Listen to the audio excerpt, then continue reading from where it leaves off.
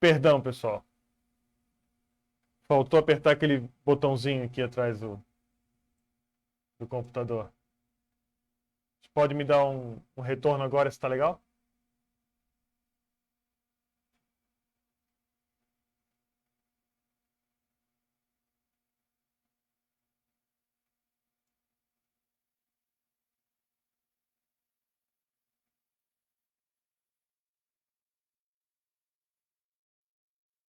Opa, vamos lá. Obrigado, Wagner. Algumas falhinhas técnicas aí. Isso acontece quando bota fotógrafo na frente do computador. Então, pessoal, novamente vou falar o que eu havia falado agora há pouco e vocês não ouviram. Queria agradecer a presença de todos, tanto na live de ontem quanto na de hoje.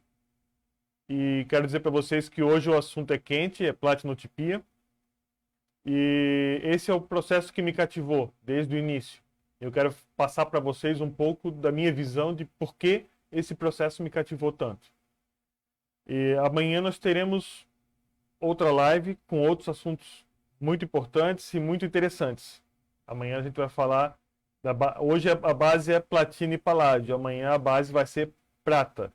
E prata temos bastante processos, claro que a gente amanhã vai dar uma pincelada. E eu quero falar para vocês também sobre a nossa iniciativa AltPro, tá? Que vai além de cursos. Ela vem para dar um suporte para a área dos processos alternativos aqui no Brasil. Tá ok? Então, começando, ontem eu falei para vocês um pouco sobre minha história de vida, aí, quase uma biografia aí do Leonardo fotógrafo. E hoje eu já quero entrar mais no processo, mostrar para vocês as qualidades da platinotipia e tudo mais, como eu já falei agora há pouco. E eu quero também passar para vocês a visão que eu tenho, reforçar a visão que eu tenho de fotografia alternativa, fotografia analógica, fotografia digital, né? A conversão, a convergência de tudo isso na criação de projetos mais interessantes, mais visuais e que eu vejo que todo mundo tem a ganhar com isso, né? O fotógrafo, o público, todos têm a ganhar com isso. E é isso que eu quero ajudar vocês a seguir nesse caminho, a saber, a escolher um caminho a seguir, porque a minha proposta é sempre de inclusão, nunca de exclusão. Ah, eu não gosto disso, eu não gosto daquilo. É sempre procurar incluir, convergir. Se a gente puder usar todos os processos para fazer algo diferente, a gente deve usar. Essa é a minha visão. Ok? Eu gostaria de deixar para vocês aqui o meu pedido de as dúvidas que forem aparecendo, vocês já podem ir postando no chat, tá? Que vai chegar no momento do dia de hoje que eu vou ler as dúvidas e vou procurar responder na medida do possível, aquilo que for possível dentro desse espaço de tempo, ok? Muito bem. A gente teve muita gente inscrita. Amanhã eu vou trazer um pouco mais de dados sobre isso. Muita gente conhece cianotipia, Van Dyke, papel salgado. Algumas pessoas aí, digamos aí, na faixa dos 30%, 40% já ouviram falar em platinotipia. E bem poucos já realizaram a platinotipia. Então, no Brasil é até difícil de a gente ter algum tipo de experiência visual, porque são poucas as exposições com esse tema, com esse tipo de impressão, né? Eu lembro de ter visto uma do, se não me engano, Marcelo Lerner e do Ricardo De Vick, né, que são dois fotógrafos brasileiros que fizeram, em algum momento da sua carreira, impressões em platina e eu vi isso numa exposição em São Paulo. Além disso, eu vi também, pessoalmente, a exposição Irving Penn, Centenário do Irving Penn, no Instituto Moreira Salles, da Avenida Paulista, em São Paulo. Nesse evento, eu fui convidado a participar de um debate, de uma mesa redonda ali, com outros feras e com um público selecionado pelo Instituto Moreira Salles. E eu fui convidado como um impressor atuante, né, nesse processo nos dias de hoje aqui no Brasil. Isso foi 2018, se não me engano foi 2018. E foi um evento muito legal, muita troca de experiência, e as impressões do Irving Penn, a fama faz jus, porque perfeitas, perfeitas. Aquela dos cigarros, quem puder dar uma pesquisada aí, Irving Penn Cigarettes, se eu não me engano, onde ele pegou xepas de cigarro no chão, fotografou a lá Irving Penn e fez impressões em platina e paládio maravilhosas. Bom, sem mais delongas, vamos falar sobre platinotipia. Platinotipia ou impressão com platina e paládio. Vamos ter que, daqui a um pouco, desmistificar isso aí. Como é que eu chamo essa impressão? A gente já vai falar sobre isso. Vamos lá. Em primeiro lugar, pessoal, é fundamental a gente sempre estar salientando e lembrando a todos de que quando você trabalha com produtos da fotografia analógica, você está manipulando produtos químicos. Então, use EPIs, óculos, luva, máscara quando for algum produto que pode gerar algum gás ou pó, né, que possa ser inalado e fazer algum tipo de prejuízo à saúde. Mantenha suas soluções e produtos químicos longe do alcance de crianças e de animais domésticos, porque pode acontecer acidente, né? E em caso passou mal, se sentiu intoxicado de alguma maneira, teve alguma reação adversa, procurar atendimento médico. A saúde vem em primeiro lugar, nunca esqueçam disso. Muito bem. A letra está meio pequena. Vocês conseguem ver? Me deem um feedback aí para mim saber se bem que aqui eu não vou conseguir mexer muita coisa mais, não. Agora que eu notei aqui no quadrinho aqui mas eu vou ler para vocês de qualquer maneira, não se preocupem, tá? Então, assim, a primeira pessoa a tratar sobre a ação da luz sobre a platina foi um alemão chamado Ferdinand Gehlen, em 1830. Eu divido os processos alternativos aí, eu chamo que tudo que foi ali até 1910, 1920, até 1930, eu digo que foi o período das experimentações, né? Nesse período, um período muito rico da fotografia mundial, onde diversos cientistas, não necessariamente fotógrafos, até porque a fotografia ainda era uma atividade que estava nos seus primeiros passos lá, né?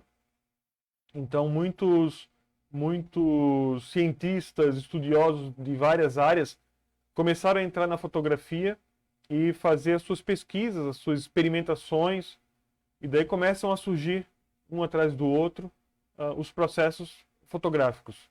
Um sempre com uma premissa de, esse é bom, esse é ótimo, e assim por diante. Daqui a um pouco vinha um outro, um pouco mais fácil, um pouco mais completo, com resultados melhores, com uma permanência maior.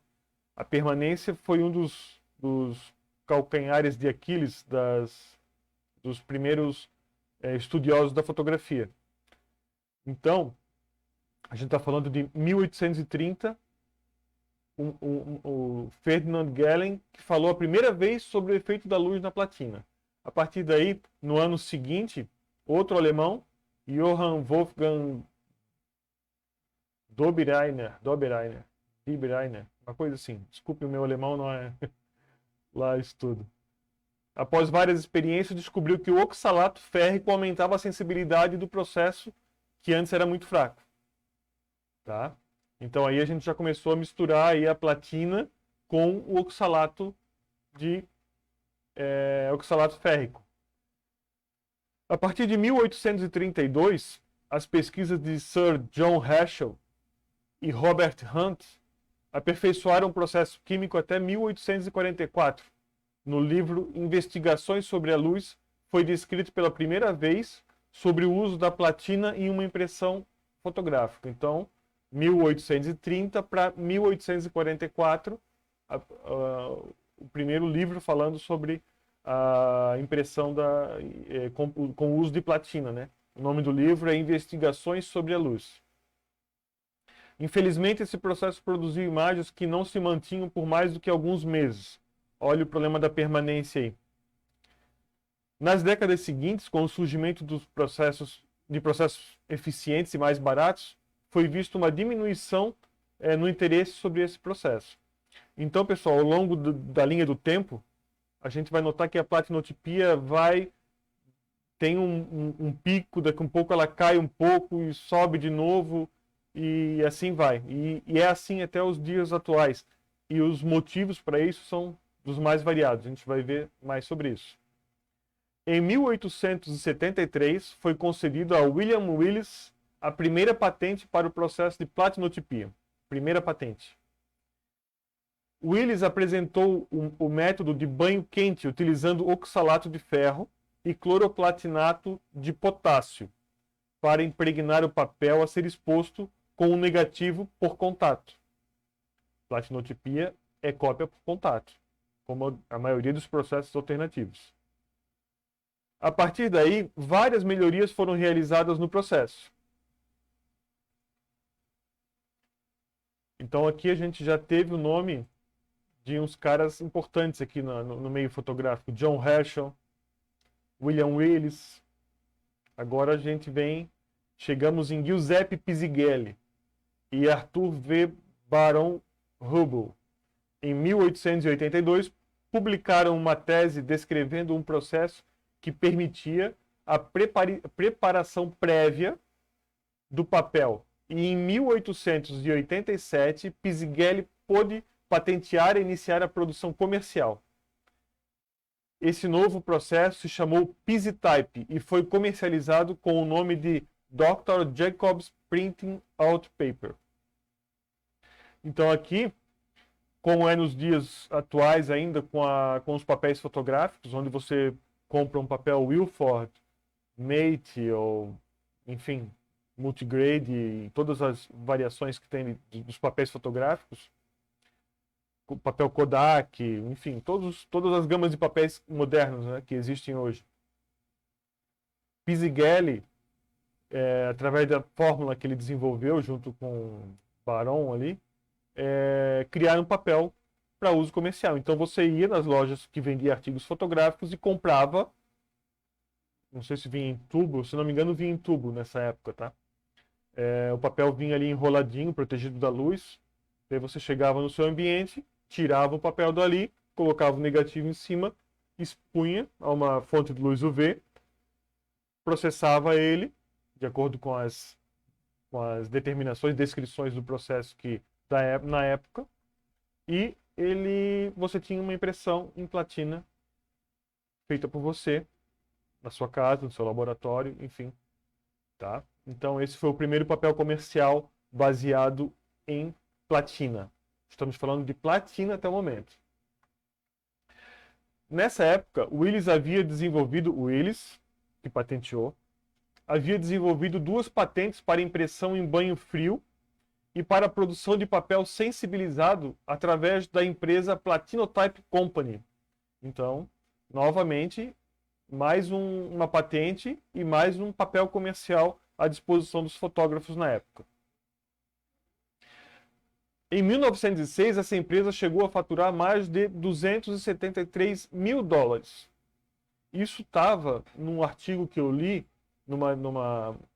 um recorte de jornal ou alguma coisa assim da época, colocando isso como um feito. Então a gente entende que 273 mil dólares em 1906 era algo relevante. Eastman Kodak, isso mesmo, Kodak, também teve seu papel revestido para impressão com platina, chamado Angelo. Nesse período, a platina era um produto relativamente barato em comparação com a prata. Mas em 1907, chegou a custar 52 vezes mais. Isso ocorreu devido à utilização da platina em dispositivos explosivos. E a partir da Primeira Guerra Mundial, seu uso passou prioritariamente para a produção bélica. Aí vem o primeiro grande impacto, o primeiro grande tombo na platinotipia. O uso da platina para fins bélicos. Era usado em explosivos e, enfim. Eu lembro até outro dia de estar lendo alguma coisa de um fotógrafo famoso.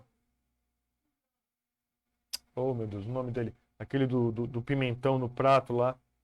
Perdão, o nome me esqueceu agora. Me esqueci do nome agora, mas é com um pouquinho volta. Ele, na biografia dele, tem um momento que ele fala que teve que ir para impressão de prata porque ele usa uma expressão do tipo: as minhas poucas moedas não são suficientes para comprar platina nos dias atuais.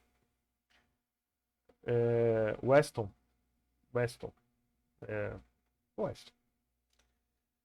Com a escassez de sua matéria-prima básica, o processo passou a utilizar paládio em sua composição. E mesmo assim passou por um longo período de esquecimento. Aqui entra o paládio. Daqui a um pouquinho a gente vai falar sobre o que é platina e o que é paládio. Então passou por um longo período de esquecimento. Ali nós estávamos em 1907. Praticamente 50 anos depois, em 1960, tem-se visto um crescimento no uso desse processo, principalmente através do trabalho de Irving Penn, Richard Sullivan, Mike Ware. Daí começa a vir os estudiosos e os fotógrafos. Aqui estou falando Irving Penn, fotógrafo, Richard Sullivan, da Bostic Sullivan, né? Maior fornecedor de insumos para processos alternativos aí dos Estados Unidos e do mundo, praticamente. Eles são especialistas e são muito bons. Mike Ware, Dr. Mike Ware, Dick Arendts, Dan Buchholder, esses um pouco mais recentes, né? Daí entra nova. Dick Arendts fez um livro, né, sobre platinotipia, excelente. Dan Buchholder teve importantes contribuições no uso artístico da platinotipia, a gente vai ver isso daqui a um pouquinho. E Carl Reese também teve fotógrafo, mas teve uma parcela importante ali, junto com Sullivan, na modernização, digamos assim, da platinotipia. Já ouviram falar num processo chamado Zeatype? Se vocês pesquisarem, vocês vão ver que ele é uma evolução da platinotipia. Ele então, e que foi desenvolvido lá na Bostic Sullivan, Richard Sullivan, e contou com os testes de Carl Reese. Reese. Ok? Então, essa é um pouco da história da platinotipia. E deixa eu falar para vocês que começou-se a usar o paládio porque a platina estava cara. Hoje, o paládio está tão caro quanto a platina e mais às vezes. Depende, não sei como é que não via como é que está agora na bolsa lá, porque são metais preciosos. E tudo que é precioso, que é escasso, é regulado pelo mercado, pela oferta e procura. E o paládio, descobriram que ele é muito bom para ser usado nas descargas dos automóveis aí, para diminuir a emissão de poluentes. Com isso, o paládio também ficou muito caro. Muito caro. Muito caro mesmo. Ok? Pessoal, tá todo mundo quietinho, então não temos dúvidas. Agora, como chama? Antes era 100% platina. Depois começaram a usar paládio. Platina, paládio? Como é que se chama? Uma impressão feita só com platina se chama platinotipia. E uma impressão feita só com paládio se chama paladiotipia. E daí depois vem a confusão. A impressão, ou o que é. Quando é. Eu gosto desse termo, tá? Uma impressão platina-paládio. Ok? Eu posso misturar os dois. O paládio dá um tom mais quente na imagem. A platina dá um tom mais frio, um preto mais fechado. Eu gosto muito do paládio. E também gosto da platina. A impressão com platina é mais complexa de se conseguir acertar o negativo, acertar a impressão para ficar aquela impressão perfeita mesmo. No paládio é mais fácil. E daí criou-se um método que usa 5% de hexacloroplatinato de sódio. E somente algumas gotas são utilizadas para aumentar o contraste. Então, se utiliza paládio majoritariamente. Então, digamos que a minha impressão, eu vou usar 20 gotas de produtos. Então, a gente vai ter 10 gotas de oxalato de ferro, da solução de oxalato de ferro, e 10 gotas da solução de platina paládio. Digamos que dessas 10 gotas de platina paládio, eu use 9 gotas de paládio e 1 gota de platina. Sendo que essa gota de platina contém apenas 5% da substância que é o hexacloroplatinato de sódio. Eu posso chamar essa impressão de platinotipia? Ou devo chamá-la de paladiotipia? Comente aí. Você, na hora de ver uma impressão, você gostaria de platinotipia, sendo que ela tem os tons quentes?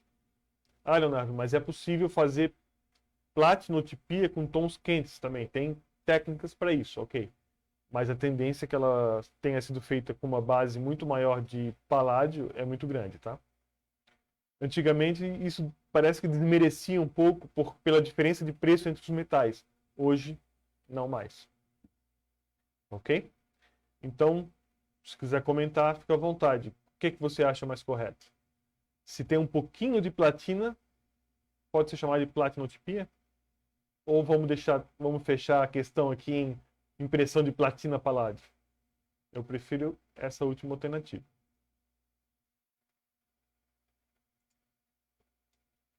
Muito bem.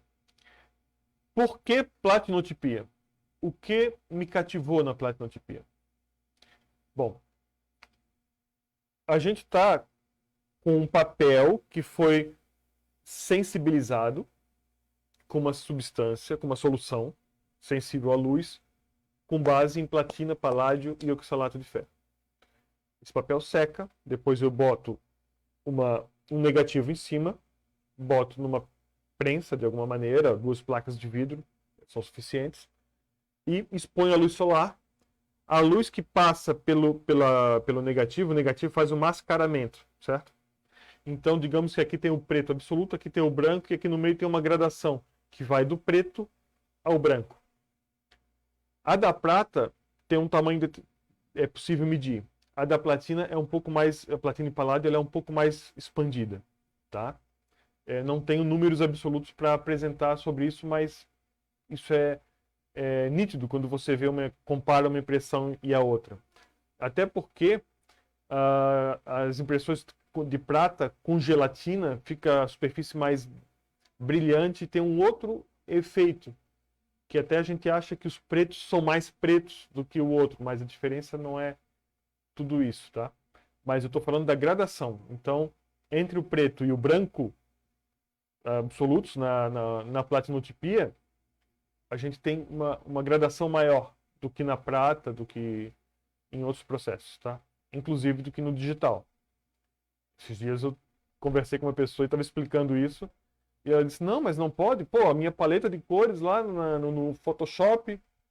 Gente, imagina o seguinte. Aqui tem uma mancha preta e aqui está passando a luz.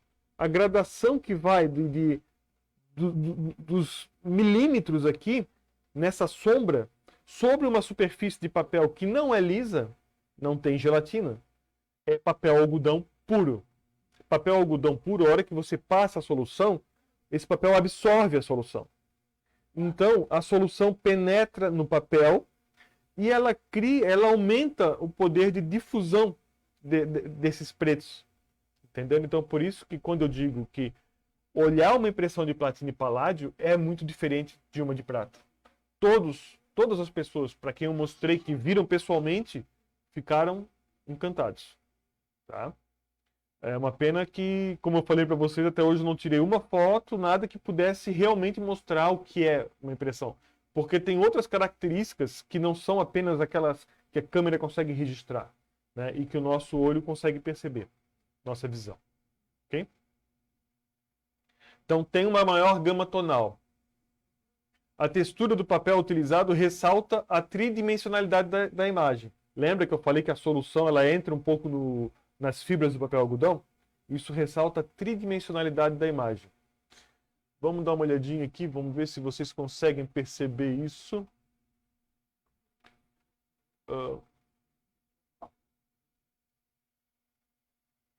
Ó.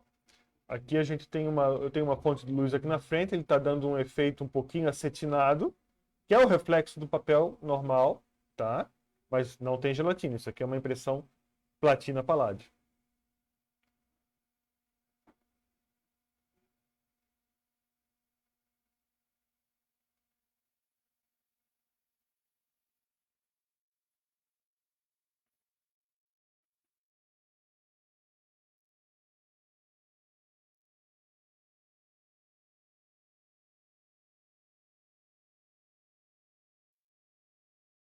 Bom, espero que tenham conseguido ver algo, mas depois a gente vai ver mais alguns detalhes aí de detalhes dessa fotografia, inclusive, tá?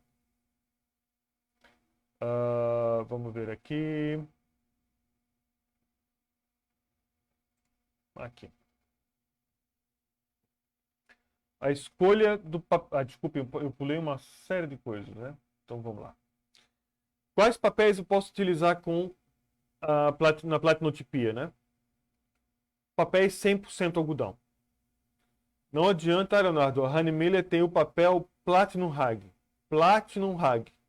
Ele não serve para platinotipia. Tá?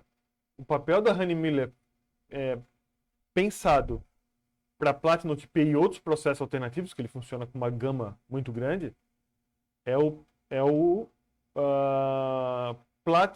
Hahnemühle Platinum Hag. Tá? Não, desculpa. Perdão, a Hahnemühle tem um papel que é para impressora jato e tinta, que é Platinum Hag, não é Platinum Hag, é Fibre Platine, Hag Platine, alguma coisa assim. Me fugiu o nome do papel agora, tá? E ela criou um papel específico para platinotipia e outros processos alternativos, que inclusive é esse aqui que eu uso. Que eu usei. Não, esse aqui não é. Não é não. Deixa eu ver um outro aqui. Também não. Ah, aqui eu não anotei. Eu não anotei o papel. Eu não anotei o papel. Mas enfim. Os papéis para jato de tinta, eles têm uma camada onde facilita a formação dos pontos da imagem, tá? Para as impressoras modernas aí. Já o papel feito para os processos alternativos, ele lembra mais um papel de aquarela. Ele é 100% algodão, com menos tratamento, não tem a bufferização, o dimensionamento, tá? Com carbonato de cálcio e outras questões para deixar o papel mais alcalino e ter uma maior durabilidade. Porque imagine que um papel, se você faz um papel e deixa ele com pH ácido, com o tempo ele vai amarelando mais rapidamente, tá?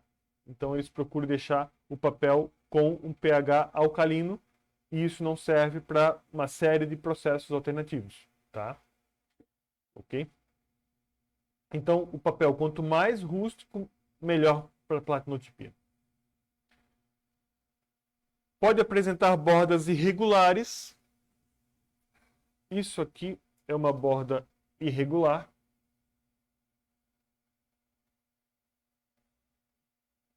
Porque o papel ele é rasgado, aquelas folhas grandes de 76 por 56 são rasgadas, assim, enfim, ele vem alguns papéis vêm com essas bordas irregulares. Arches Platine, entre outros.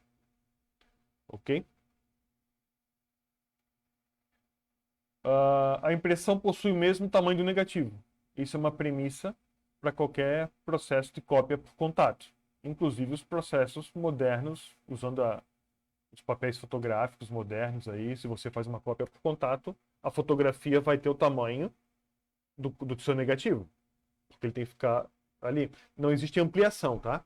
O que acontece na fotografia analógica. Você bota a sua base, seu substrato aqui, seu papel aqui, encaixa o negativo aqui, aqui tem uma fonte de luz, você regula ali o tempo e ele mostra, queima essa prata aqui, escurece essa prata aqui, passando por aquele negativo durante o tempo necessário para uma revelação adequada, tá? Para uma exposição adequada. Então,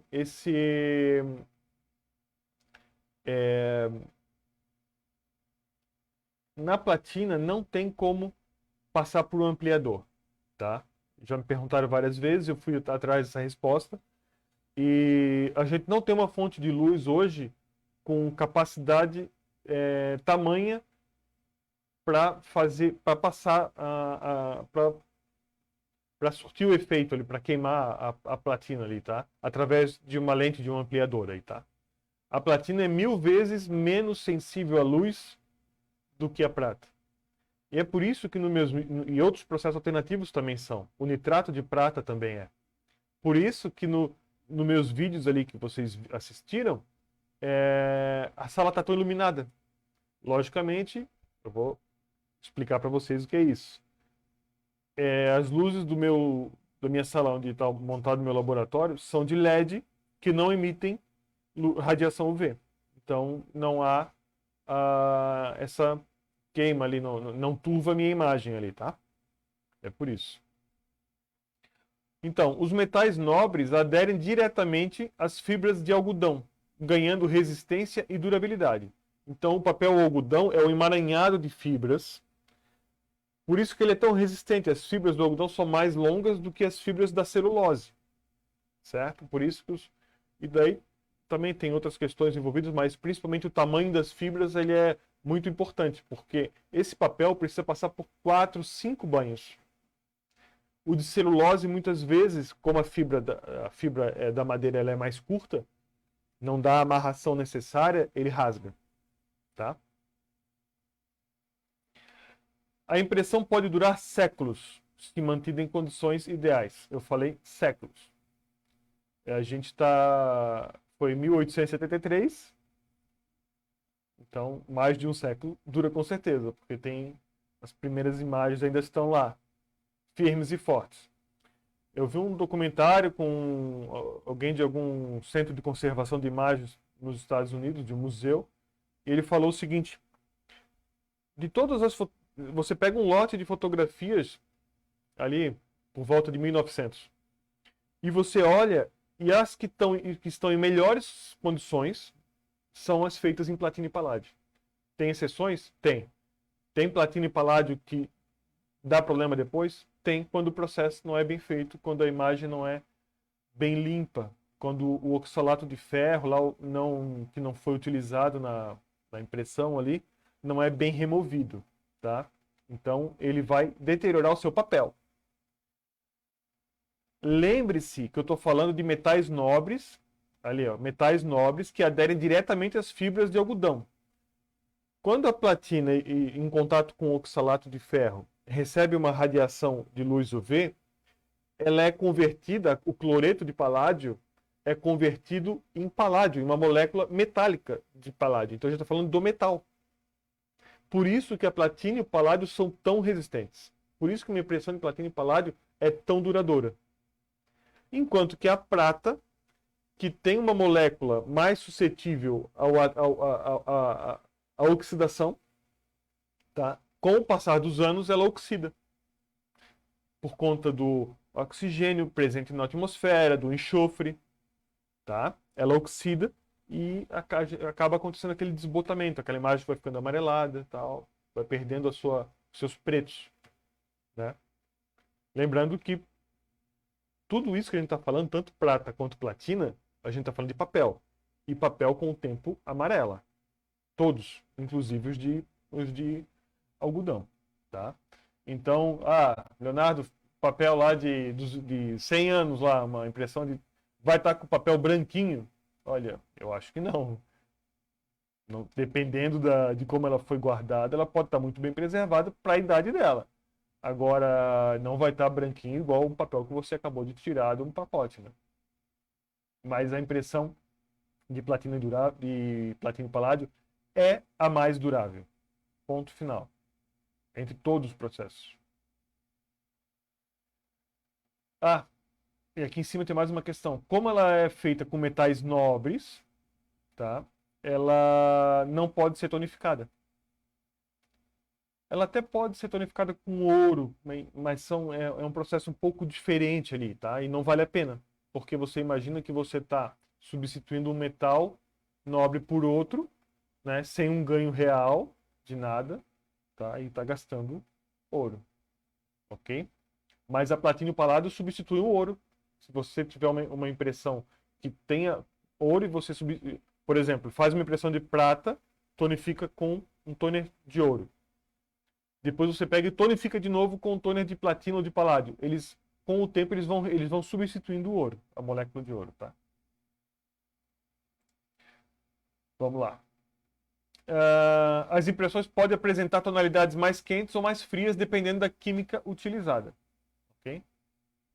Inclusive, se você aquecer ou resfriar uma solução, a solução de desenvolvimento, digamos o revelador, né, para quem vem do mundo da prata ali, se você aquecer ou resfriar uma formulação certa ali dos componentes, você consegue já alterar esse, essa coloração, tá? Eu tô falando do desenvolvedor de oxalato de potássio, ok? Por se tratar de uma impressão feita à mão, acrescenta exclusividade à obra. A exclusividade ela vem da seguinte situação. Você está passando uma solução numa superfície, que é um papel. Primeiro, não existe uma folha de papel exatamente igual a outra, apesar de existirem processos modernos que são muito eficientes, tá? Mas, por exemplo, comprei um pacote de um papel específico lá, e as primeiras 6 ou 8 folhas vieram com um pontinho preto dentro do papel. Entendeu? Então, por isso que eu digo que não tem um papel igual ao outro. Eles são muito próximos, muito parecidos, não tenha dúvida disso. Visualmente, quase indistinguíveis, tá? Mas lá dentro tem as suas particularidades, cada um, as fibras e tudo mais. Então, se você pega e está passando com um pincel ou com uma haste, revestimento com haste também é possível e comum nos processos alternativos. Você está passando, como é que você não tem como garantir que toda a superfície recebeu a mesma quantidade de solução? E nem que o papel absorveu a mesma quantidade em toda a sua superfície. Por isso, e além disso, a umidade muda durante o dia. Eu fiz uma impressão de manhã e fiz a outra à tarde do mesmo negativo, usando o mesmo papel, na mesma fonte de luz UV, etc, etc, etc. Existem variações climáticas de temperatura, tá? Eu tive alguns perrengues com temperatura e umidade num outro laboratório mais antigo que eu tive lá. Não saía, era difícil de sair uma cópia boa. Era difícil. E é porque eu estava num laboratório que era muito úmido e muito quente, num verão brabo brasileiro. Aí eu estou em Santa Catarina, mas aqui tem dia quente também, não se engane não. Então por isso que eu digo que não é igual uma impressão feita com jato de tinta, que se você fizer 1 milhão de cópias na mesma impressora, com o mesmo jogo de tinta, com o mesmo tipo de papel ali, que já é produzido num estágio muito avançado de tecnologia, de produção, que você vai ter a mesma uniforme, igual, uma cópia outra. No jato de tinta você consegue 99,9% de igualdade, se não 100% aí. Já numa impressão que é feita manualmente, isso não é possível. Então todos que trabalham com arte, que trabalham com fotografia, nos museus e tudo mais, sabem disso e valorizam isso. Tá? Então, por isso que acrescenta uma exclusividade à obra. Tá? Vamos lá. Os papéis indicados. Tem que ser papel 100% algodão ou fibra similar.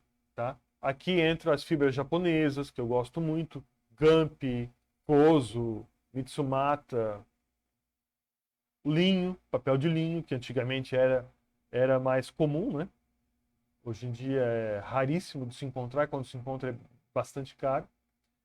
E mais natural possível, sem branqueamento óptico, sem tampão alcalino, esse tipo de coisa, tá? Tampão alcalino é o carbonato de cálcio que eu falei que é usado para deixar o papel alcalino, né? As características do papel devem ser levadas em conta para alcançar o resultado esperado. Então, num Platinum Hag, eu consigo tons um pouco mais frios do que eu consigo, usando a mesma química, tá?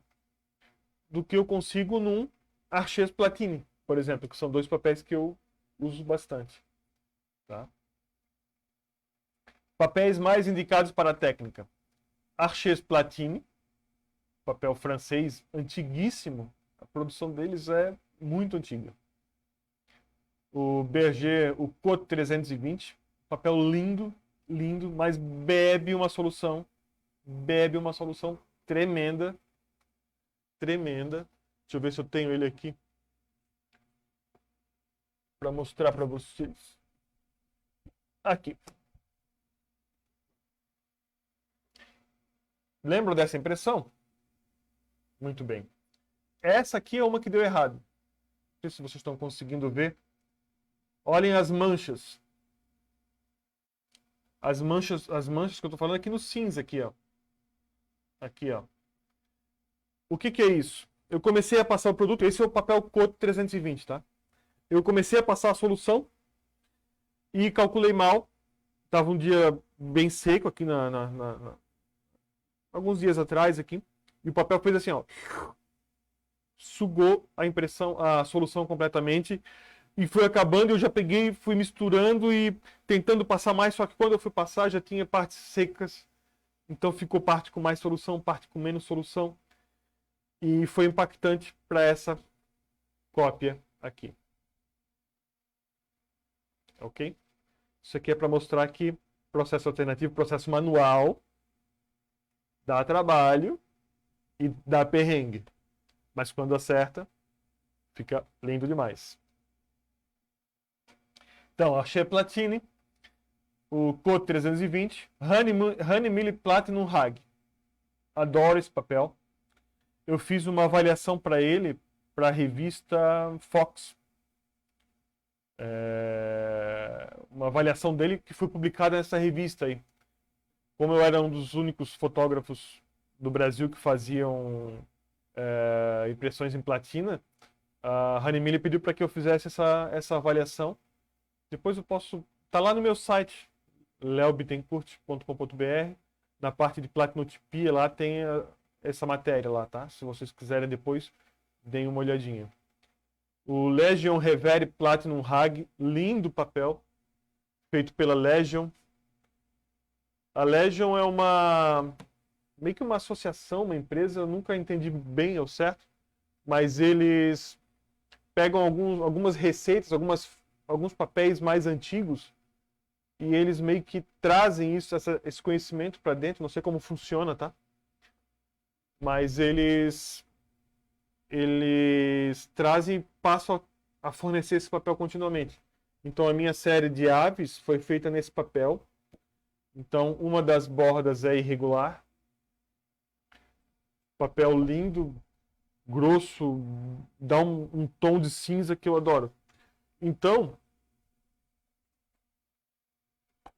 aquilo que eu estava falando agora ainda, que você deve levar em conta o papel que você vai usar para ter o resultado, tá? Porque você não vai conseguir uma impressão, ou é muito difícil você conseguir uma impressão completamente fria, cinza, né? Sem nada marrom ali, num Archer Platine, por exemplo, tá? Buxton, papel que dizem que é fantástico, mas que eu nunca utilizei. Não consigo achar. Nos Estados Unidos, às vezes, é difícil achar, tá? E tem outros, Bristol. Nossa, tem uma série de papéis famosos aí, todos de fabricação muito antiga, de fábricas antigas, enfim. E alguns papéis japoneses, que eu sou fã, à base da fibra Gamp, Kozo. Um dia a gente tem que fazer uma live só sobre os papéis, tá? Vocês vão se encantar com esse mundo, com esse universo. E adoro essas fibras japonesas aqui. Bom, vamos ver meus testes aqui. Tem um que se não voou, tá aqui ainda. Vamos ver. Oh. Aqui.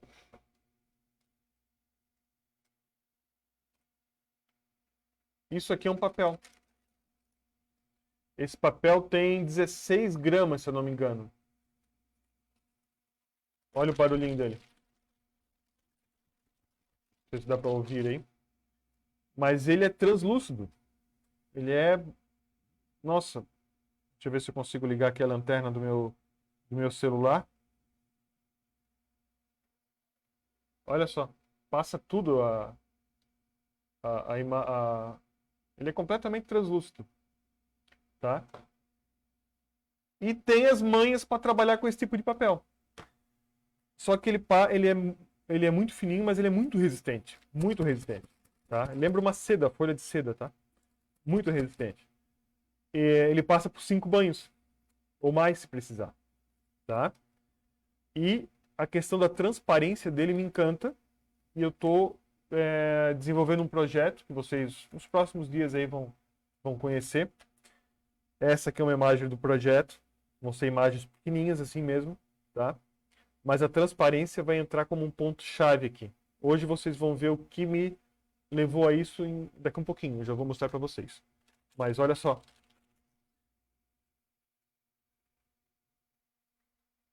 Muito bem. E além disso, nos próximos dias eu vou trazer para vocês uma novidade de um papel extra fino brasileiro, de fibra brasileira, que eu estou testando e que está funcionando, que é uma beleza. Vai ter novidade aí. Me acompanhe aí. A iniciativa Alt Pro aí vai trazer muita novidade. Tá? Então isso seria um apanhado sobre os papéis.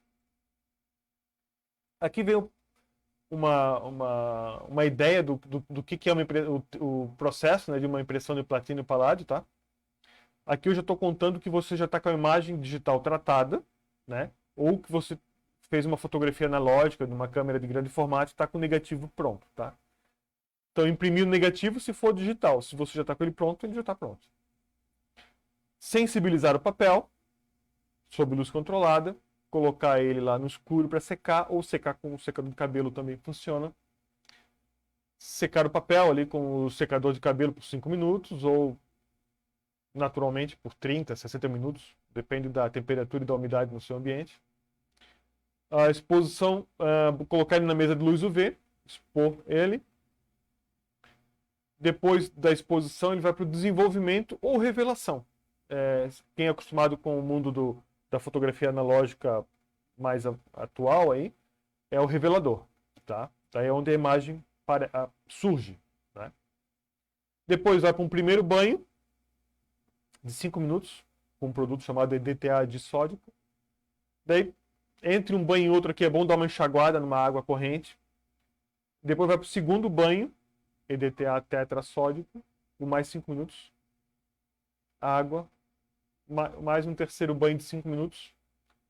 Também EDTA tetrassódico, pode colocar sulfito de sódio, ácido cítrico, se tiver o papel não tiver saindo o amarelão do ferro ali.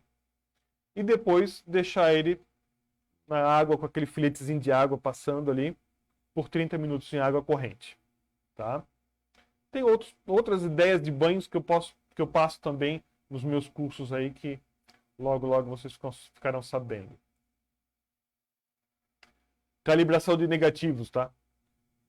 Processo que todo impressor que quer alcançar a maior parte ali naquela gama de se aproveitar de toda a parte entre o preto e o branco, tá?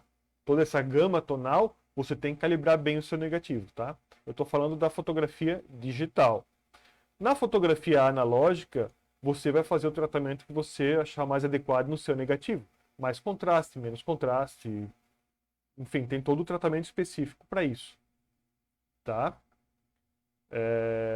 Inclusive manipulação de negativo. Né? O Photoshop surgiu muito antes do que as pessoas imaginam. Manipulação de imagens. Mas enfim, esse é um assunto para outro dia. Então aqui eu só estou colocando que é uma parte importante para qualquer processo alternativo. A prata convencional, ali a contemporânea, o analógica também. Tá? Aqui eu trouxe dois processos, Precision Digital Negativos, do Mark Nilsson, e, e o Piezografia, o Piezo DN, né, Digital Negative, que é daquele pessoal da piezografia mesmo, né? É o John Pone, da Inkjet Mall, enfim, tá? Só um lembrete. Materiais. Pincel, o frame, ou as placas de vidro que você vai fazer o sanduíche do papel sintetizado, sensibilizado com o negativo. Copo pequeno, toalha de papel, necessária. Filme negativo, tratado, né? O papel adequado. Lápis, para você marcar onde você tem que passar o produto, tá? Régua, bacia. Régua, se você quiser deixar ele visualmente no centro da página. Esse tipo de coisa, tá? Os químicos, solução de oxalato de ferro, solução de paládio, solução de platina, pode ser um ou pode ser outro. Só que aqui a platina está entrando com é aquele que altera o contraste, tá? É o Na2 ali. E daí depois vem os reveladores, aqui eu estou citando dois, né? O oxalato de potássio e o citrato de amônio. Depois vem os banhos de limpeza com EDTA de sódico, tetrassódico, sulfito de sódio, ácido cítrico. Daí vem aquela sequência de banhos lá. Você vai precisar de uma fonte UV, que pode ser uma bancada de mesas de lâmpadas UV, né? As lâmpadas BL. Ou aquelas que eles chamam de lâmpadas gráficas ou serigráficas, vapor de mercúrio, esse tipo de coisa, tá? Ou o sol, né? Para os mais puristas, o sol também dá belíssimas impressões. Só lembre-se que o sol às 8 da manhã é diferente do sol às 2 da tarde.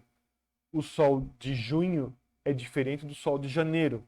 Então, para quem quer ter um controle fino do seu processo, a luz solar é complicada. Pode passar uma nuvem na frente.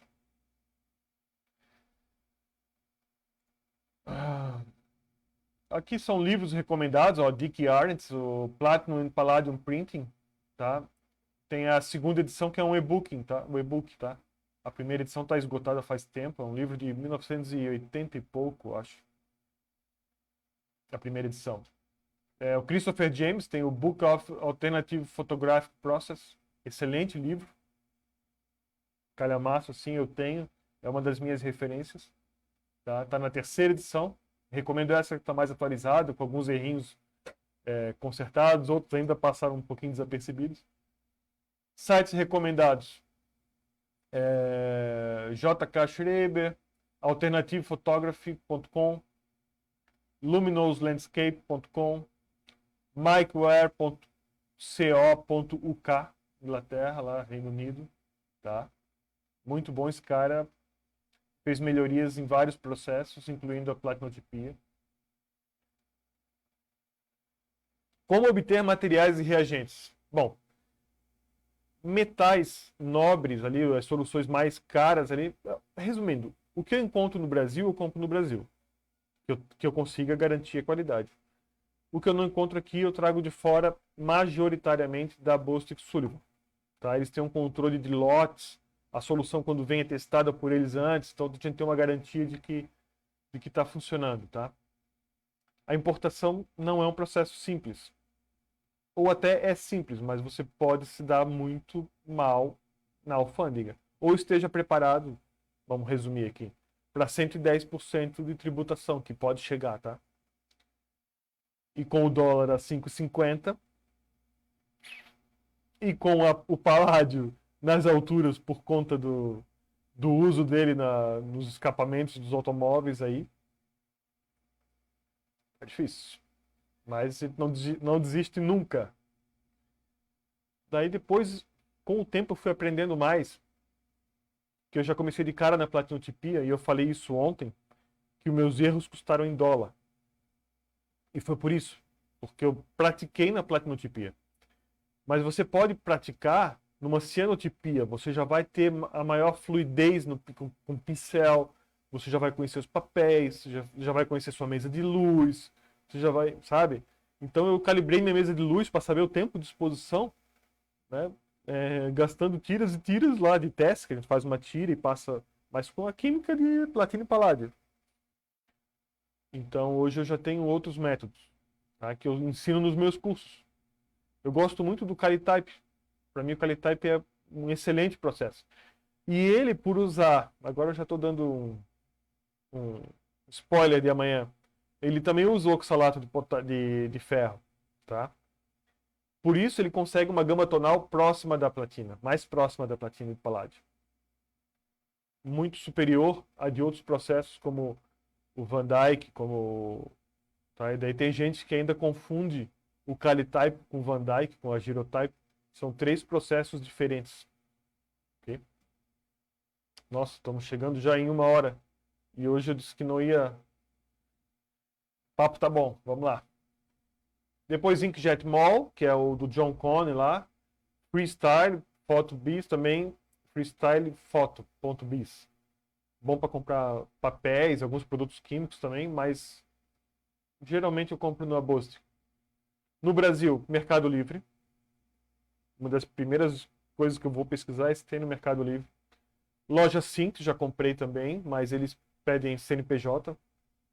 Dina Shop, Meta Química, aqui de Santa Catarina, e meu fornecedor também. Tá?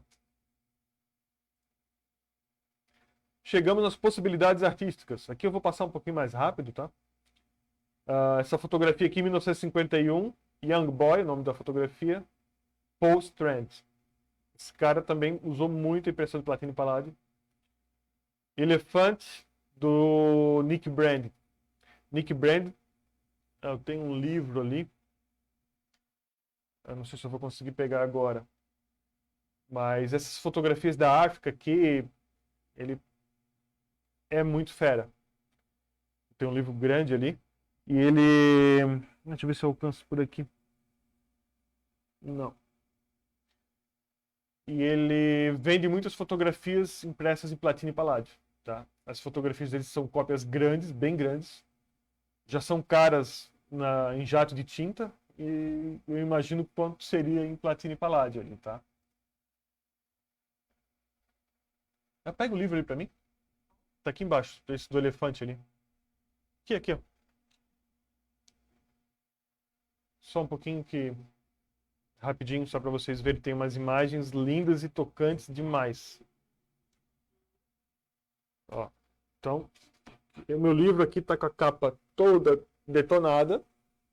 É um livro bem grande, porque tem um filho pequeno que era bebezinho e ruía o livro todo.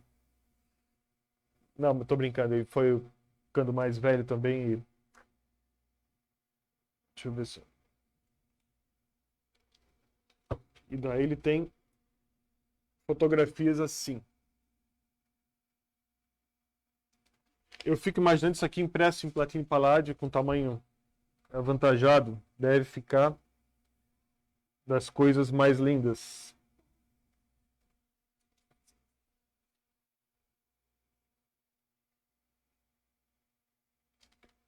Enfim, procurem Nick Brand aí que vocês vão ver aí. Across the Ravaged Land, Nick Brand. Esse livro aqui é fantástico.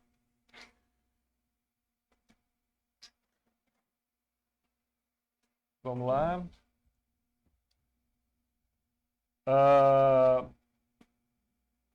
Esse aqui, Ken Stewart, uma foto de celular que ele imprimiu em platina e paládio, tá? Isso aqui ele fez o acerto desse negativo usando aquele método do piezografia lá. Olha uma fotografia de pinhole. Christer Tornqvist. Bem bonita essa foto também. Irving Penn. Pablo Picasso at La California, 1951. Lembra que eu falei que a platinotipia começou a subir de novo a partir de 1960? Esse cara contribuiu, tá? Irving Penn. Quem não conhece bem o trabalho dele, dê uma pesquisada que vale muito a pena. Olha o detalhe do olho do Pablo Picasso.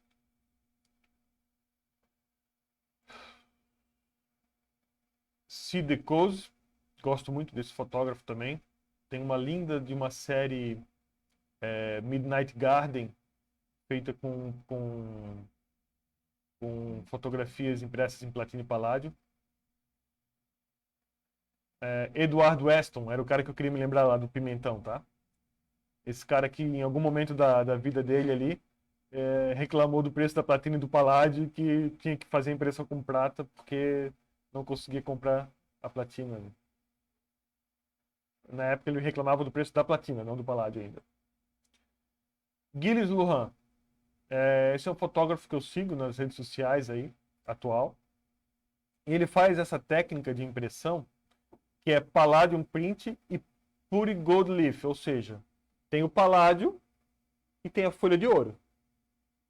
Num papel japonês da fibra Gamp, isso aqui num tamanho bom, de 11 por 14, gastou bastante com folha de ouro aqui. Bem interessante essa técnica, dá uma coloração. Estou fazendo teste disso, tá? Aqui a nossa Gisele Bündchen, Diego Chitel, Platinum Palladium Print, 2014. Lindas fotografias e impressões.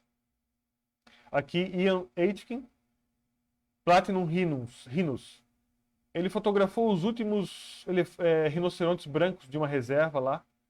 E ele fez uma série linda nesse tipo de exposto dessa maneira. Olha só o detalhe de como ele montou no quadro, deixando à mostra o papel, todas as bordas à vista.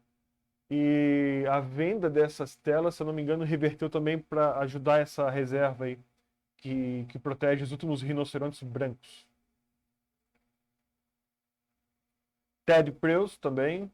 Preuss, perdão, a minha fotografias bem plásticas, assim. Parecem mais antigas, assim, algumas poses, assim, muito elegantes. Eu gosto bastante. Jim Collum, esse cara aí que fez eu descobrir essa técnica. Mas não foi ele que criou, tá? Mas eu descobri através dele aí. Que é a nossa famosa... esta aqui. Como é que tem um amarelo ali na impressão preto e branco? Porque platina e paládio é preto e branco. Como é que tem um amarelo ali? Como é que ele colocou o amarelo ali naquela impressão dele? Isso aqui é uma técnica chamada de platina e paládio sobre inkjet. Ou seja, impressão jato de tinta, pigmento mineral, é obrigado a ser, tá? Para aguentar, porque ela vai passar pelos mesmos banhos do processo alternativo do processo lá. Então, bem linda essas impressões aqui. Tem isso aqui ele foi numa fábrica gigante, se não me engano, era de cimento, alguma coisa assim. E só aparecem os detalhes amarelos ali. E naquela outra porta do lado tem o botãozinho verde e o vermelho. Só os dois coloridos, o resto tudo cinza, coberto pelo pó, né, da fábrica. Muito, muito bonito esse trabalho. Carlos Arrieta, aqui já usou as pinceladas como uma forma de complementar a impressão, né? De dar um outro aspecto para a impressão. Aqui Frederick Evans, esse é um dos clássicos, né, da impressão da fotografia. 1903.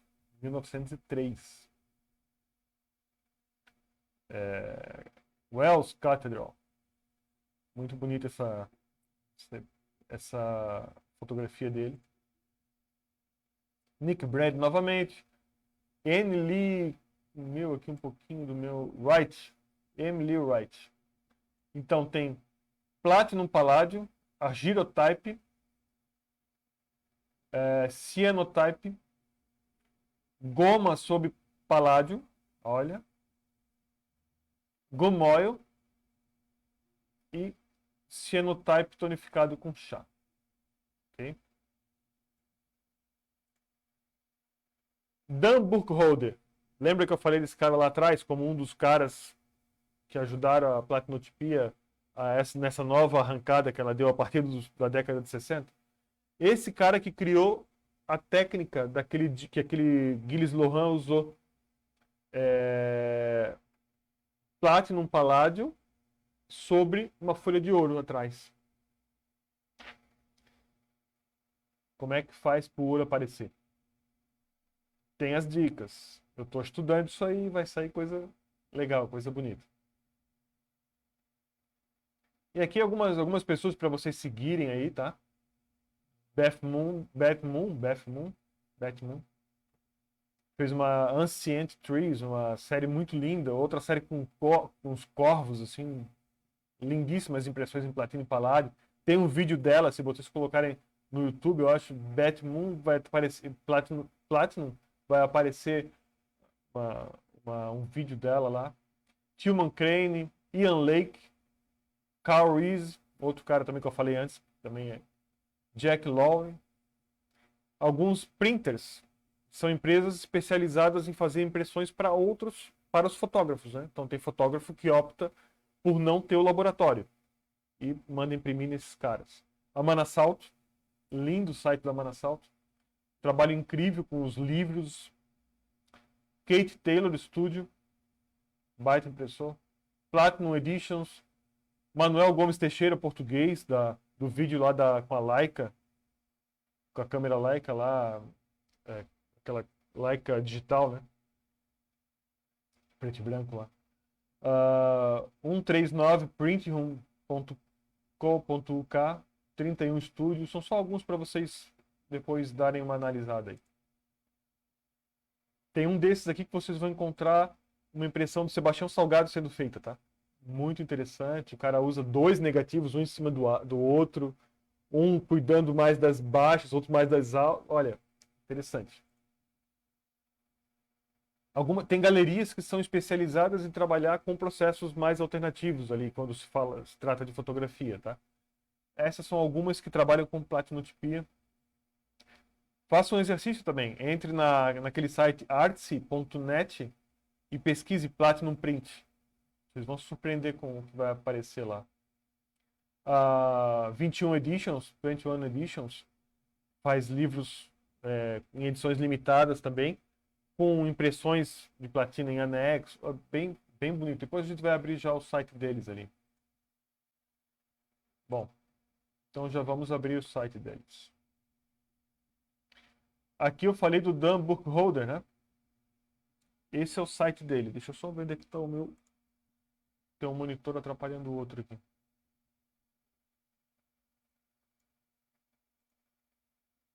Opa. Aqui. Então esse é o site do Dan Burkholder, né? Platinum Prints. Platinum Palladium. Tá? Então aqui vem, ele fala um pouco sobre o processo e tal. E aqui você vê algumas impressões dele. Eu acho linda essa aqui. Tamanhos e tal. Se quiser comprar, entre em contato. Tá?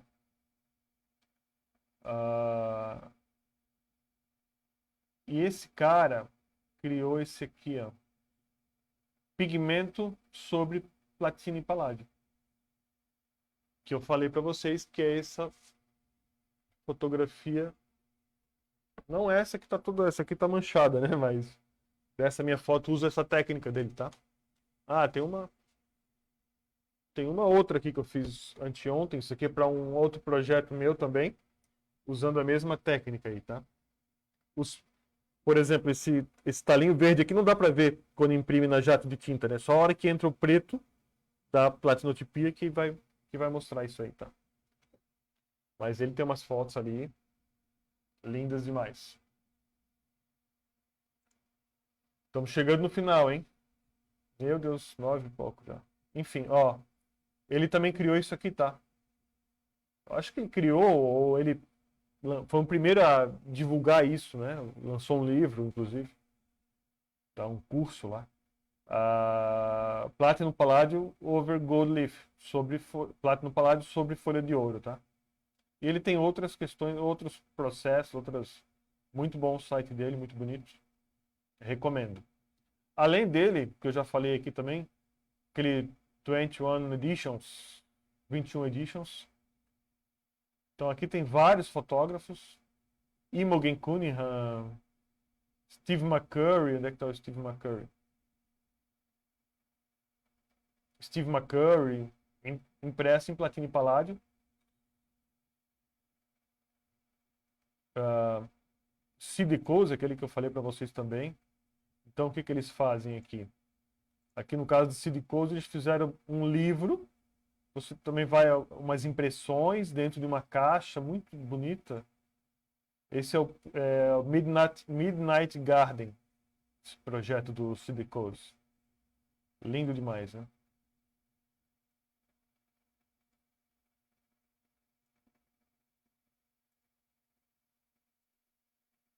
Em edições limitadas. Aqui a Mana Salto. Olhem com cuidado isso aqui, que eles são muito feras. Tem uns vídeos deles na internet, dos processos. É lindo demais, tá? Eles trabalham com vários fotógrafos famosos aí. Enfim, vale a pena dar uma olhada. Ocorreu um erro. Cone Editions, lá, o cara do Piezography, ele também faz impressão em platina e paládio, tá? Vamos ver quanto é que ele está cobrando.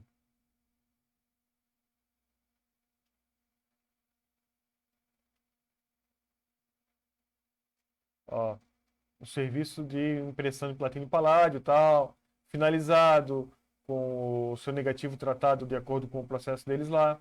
Então, se você quiser fazer com eles uma impressão 8 por 10 polegadas, que vai dar aí um 20 por 25, $320.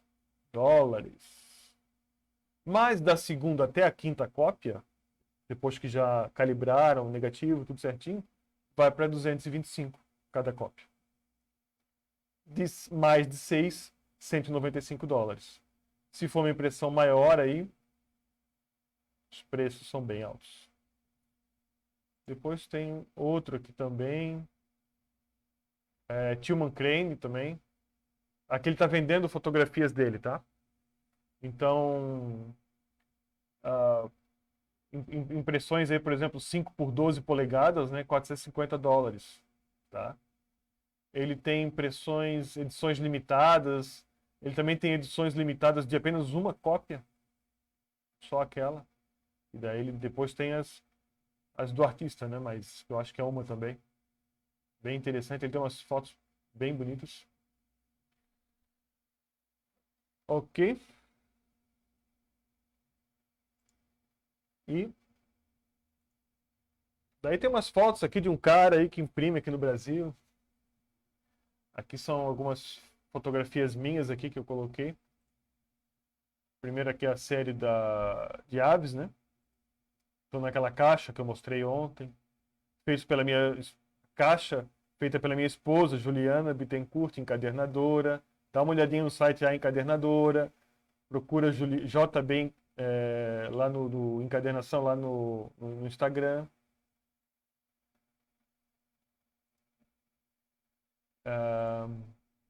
Esse aqui eu fiz num papel japonês, meio translúcido. Eu gosto que as fibras começam a fazer parte da imagem. Essa imagem que eu mostrei para vocês ainda agora. E aqui outras fotografias que eu já fiz aí ao longo da minha. Esse aqui foi um teste que eu fiz para o Araquém Alcântara, o fotógrafo. Isso aqui é Mato Grosso do Sul, essa foto dele aqui. Essa é uma onça. Espero que esteja emoldurada na casa dele. Não fui mais lá no estúdio dele, mas gostaria muito de ver isso aqui pendurado lá. Ficou muito linda essa cópia. Aquela foto que eu mostrei para vocês ali também. Alguns retratos aí em platina e paládio. Essa eu tenho uma cópia grande aqui em casa. Emoldurada já. Mais retratos. Meu retrato. Um autorretrato. Cabeça, tá aqui, ó.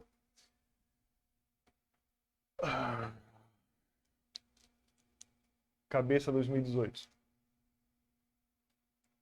Então, a luz está atrapalhando um pouco o reflexo ali atrás.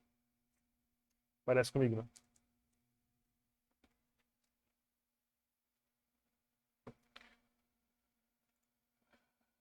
Mais uma, outra, aquele do Cerrado, mostrei ontem também.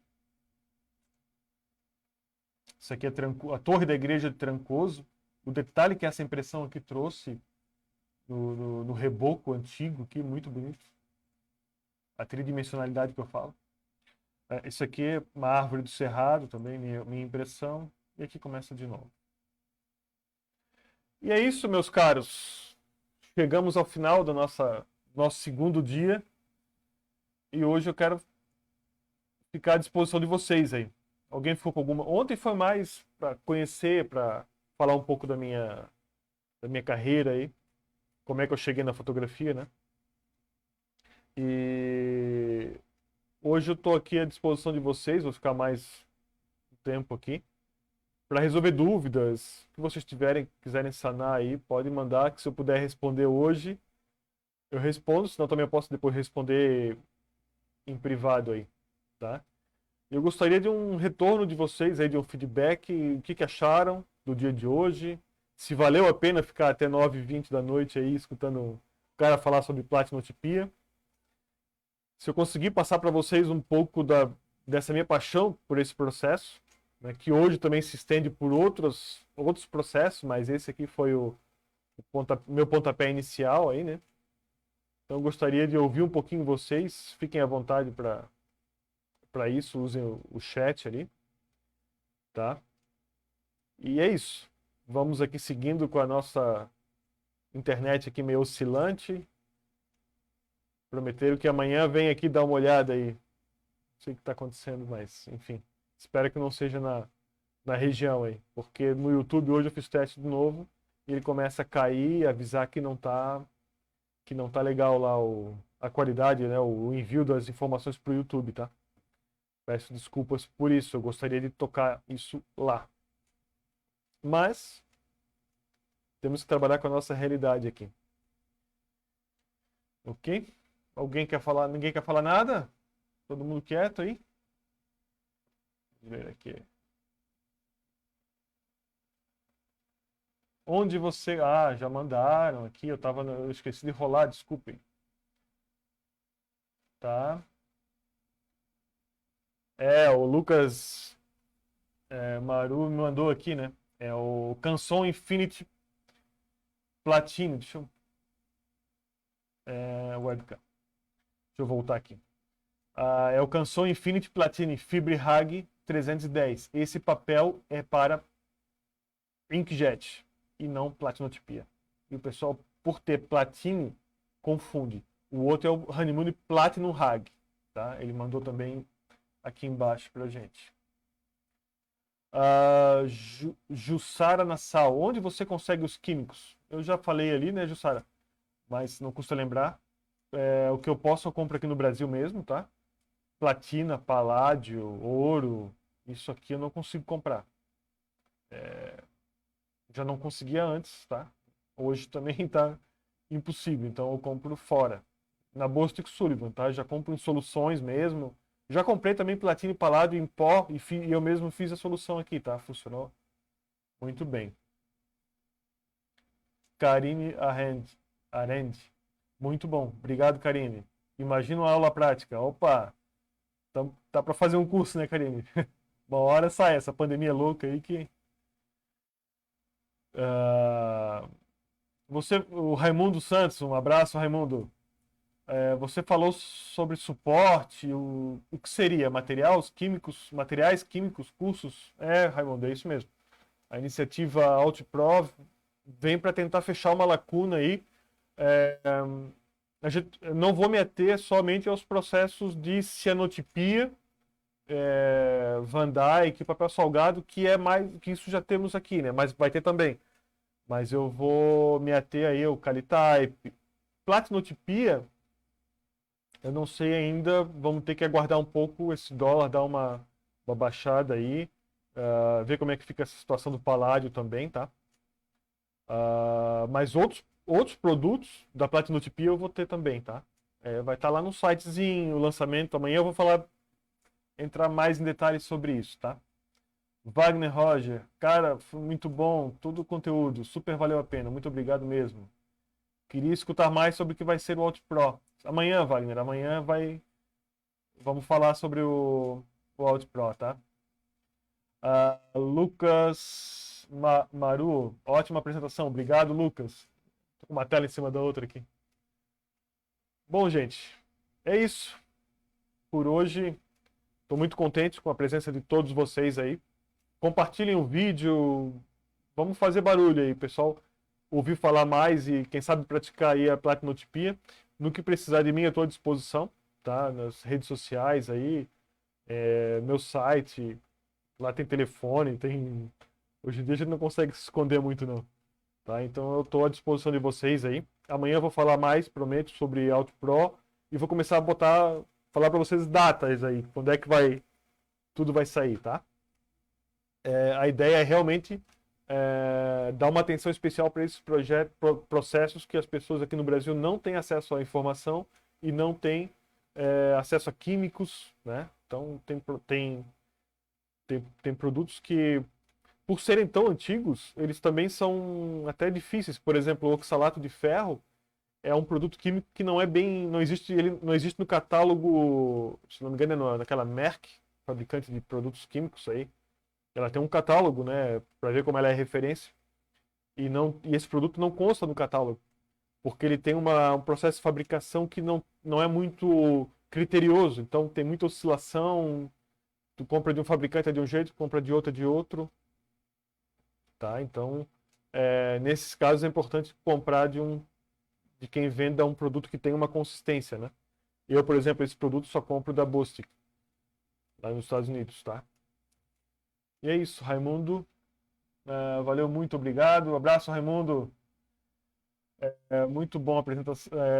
Lília Peçanha, muito bom a apresentação, as informações e principalmente os papéis. Adorei as referências mencionadas aqui. Fiquei curiosa para ver o que vem em ação no laboratório. Para te verem em ação no laboratório. O meu laboratório está ali, a minha internet e ele não estão se bicando muito bem, não. Mas eu espero que amanhã eu consiga resolver isso, tá? E vou trazer para vocês aí, mostrar o meu lab, né? Mostrar onde é que eu faço essas impressões aí. Vocês vão ver que não é simples, tá? Por isso que eu digo que a fotografia analógica, a convencional, né, dos dias de hoje com a prata, ela te exige um laboratório muito maior, né? Muito mais, não é que seja muito maior, mas equipamentos maiores, não sei. Eu gosto da simplicidade dos processos alternativos aí, sabendo que eles podem dar resultados tão bons quanto, né, a prata do ampliador e tudo mais. Tá ok? Pessoal, já estou quase ficando sem voz aqui.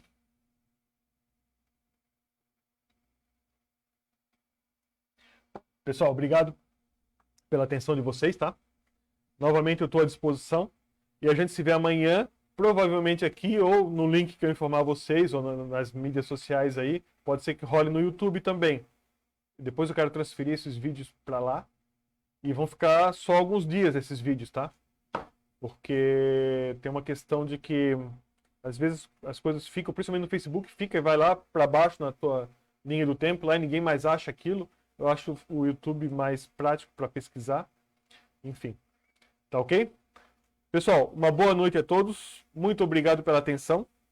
A gente se vê amanhã no terceiro dia da semana Alt Pro. Um abraço, fiquem com Deus e até mais.